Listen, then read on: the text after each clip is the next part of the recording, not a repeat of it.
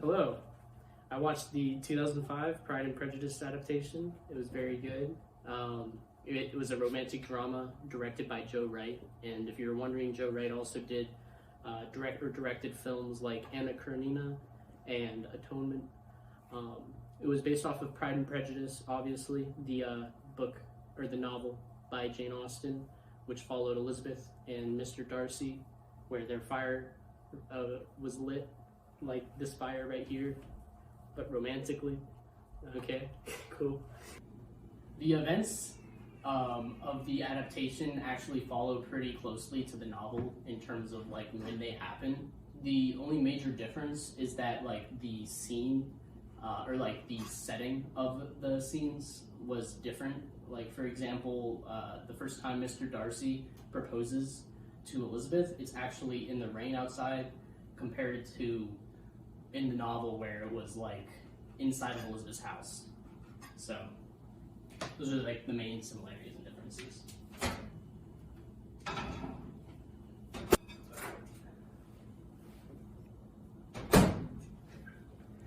So one of the things that they did really well in the adaptation was the balls, or like the dances. It just seemed like the actors were really having a fun time with it, and all of the dresses were really nice, and they all had very good costumes. So one part of the Jane Austen Pride and Prejudice that a lot of their fans would remember is the Mr. Collins proposal and just how bad it was. And the Pride and Prejudice adaptation did amazing with that, because it was clear Mr. Collins was very emotionless and kind of just being a jerk the entire time. The cinematography was also beautiful. The shots of nature were great. Everything was very smooth and the production value was high. After Mr. Darcy first proposed, they did a lot of extreme long shots like this one of Elizabeth to show that it was a, transformative moment for her.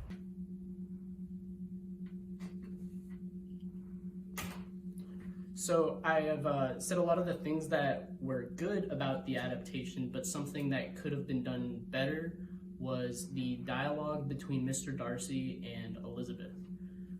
It makes sense that they'd be nervous around each other because of the miscommunication since, like, with love. But it seemed super awkward at times, to the point where it was hard to know what they were trying to say to each other because it was just kind of just all So that's something they could have worked on.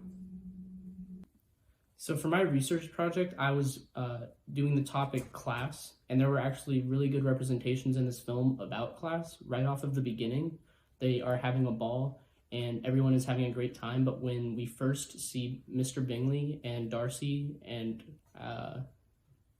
Mrs. Bingley all walk into the ball, everyone goes quiet because they were clearly like way more upper rank than everybody else that was currently at the ball.